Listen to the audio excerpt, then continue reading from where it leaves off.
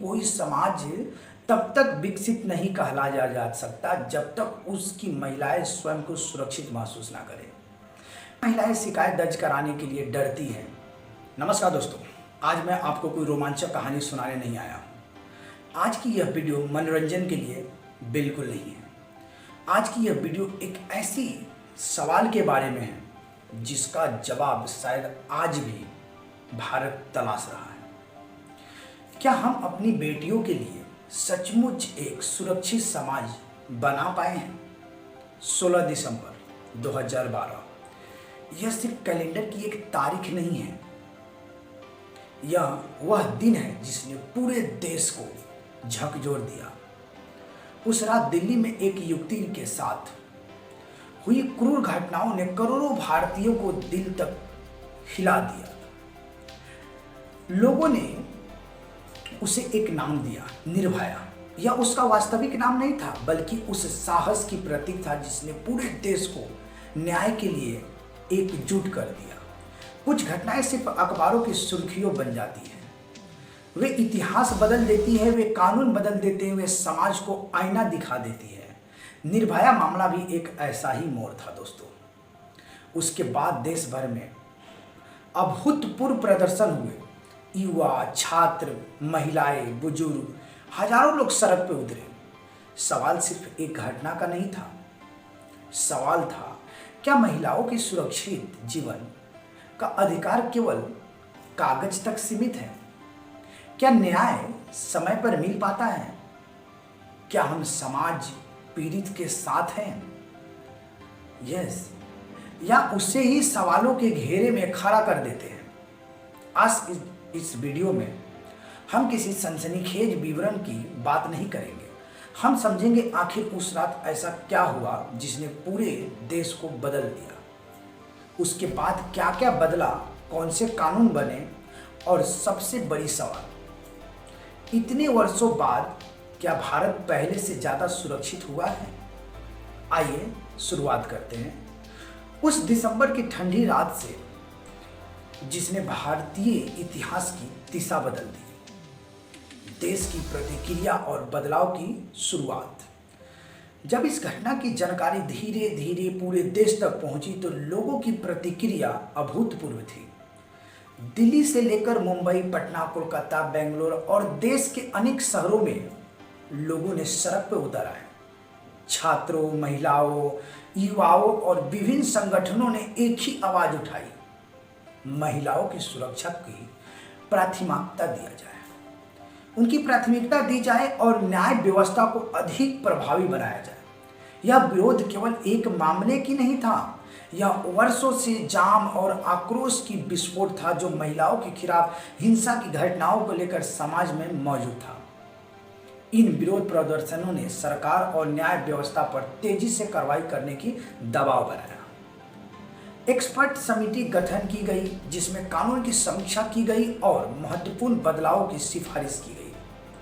इसके अलावा अपराध कानून में संशोधन किए गए और अपराधों के लिए सजा कड़ी दी गई। तेज सुनवाई के लिए विशेष अदालत की व्यवस्था की गई, उस पर जोर दिया गया और महिलाओं की सुरक्षा को लेकर कई नई नीतियों पर काम शुरू हुआ।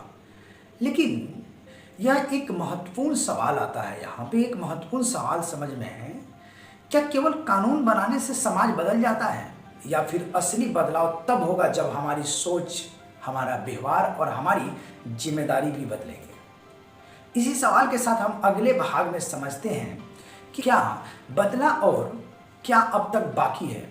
अब जरा एक पल के लिए रुकिए, आपने आपसे एक सवाल पूछिए, अगर 2012 जैसी घटना पूरे देश को बदलने के लिए काफ़ी थी तो फिर आज भी महिलाओं की सुरक्षा को लेकर चिंता क्यों बनी हुई है? यह सवाल आसान नहीं है, लेकिन इसका जवाब ढूंढना जरूरी है।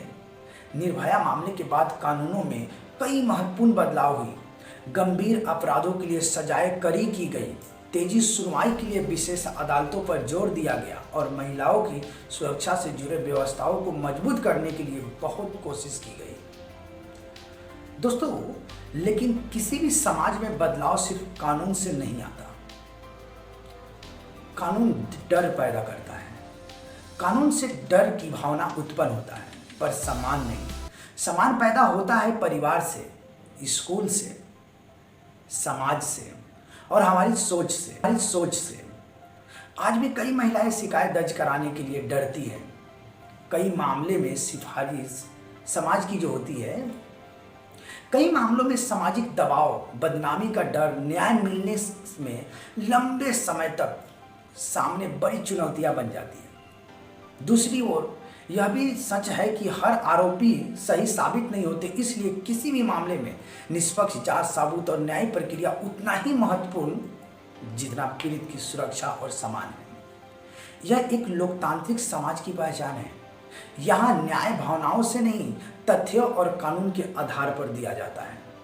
आज सवाल सिर्फ सरकार से नहीं है, सवाल हम सभी की है। सवाल हम सबसे भी है। क्या हमने अपने घरों के बेटियों और बेटों को समान बराबर देने के लिए सिखा रहे हैं?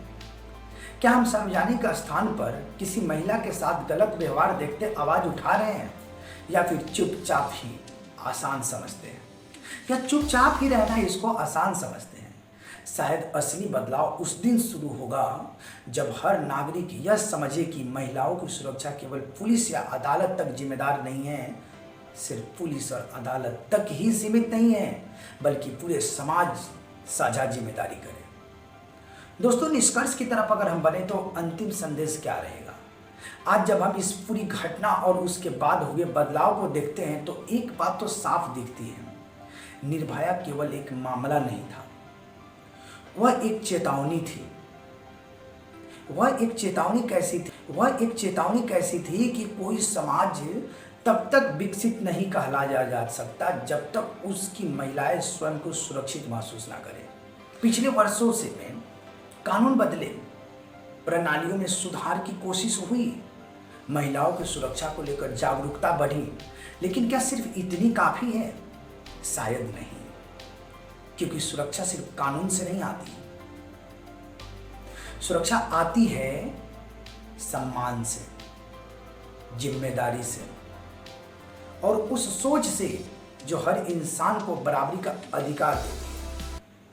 अगर हम चाहते हैं कि भविष्य बेहतर हो तो हमें अपने बच्चों को बचपन से ही यह सिखाना होगा कि किसी भी व्यक्ति की गरिमा, स्वतंत्रता और सम्मान उससे ऊपर है। व्यक्ति की गरिमा, स्वतंत्रता और सम्मान सबसे ऊपर है। किसी भी समाज की असली पहचान उसकी ऊंची इमारत से नहीं, बल्कि बात से होती है कि वहां की महिलाएं कितनी सुरक्षित है। आज भी ये देखना जरूरी है। आज इस वीडियो के अंत में मैं आपसे केवल एक सवाल छोड़ना चाहता हूं, आपसे के ऊपर एक सवाल छोड़ना चाहता हूं। क्या हम आने वाली पीढ़ी को ऐसे भारत दे पाएंगे जहां किसी बेटी को अपने घर से लौटते वक्त डर ना आए? अगर आप जवाब में हाँ हैं तो बदलाव केवल सरकार नहीं ला सकती, यह बदलाव हम सबको मिलकर लाना होगा। अगर आपको लगता है कि महिलाओं की सुरक्षा केवल महिलाओं का ही नहीं बल्कि पूरे समाज का मुद्दा है, तो इस वीडियो को ज़्यादा से ज़्यादा शेयर करें और ज़्यादा से ज़्यादा लोगों तक पहुंचाएं और कमेंट में अपनी राय जरूर लिखें।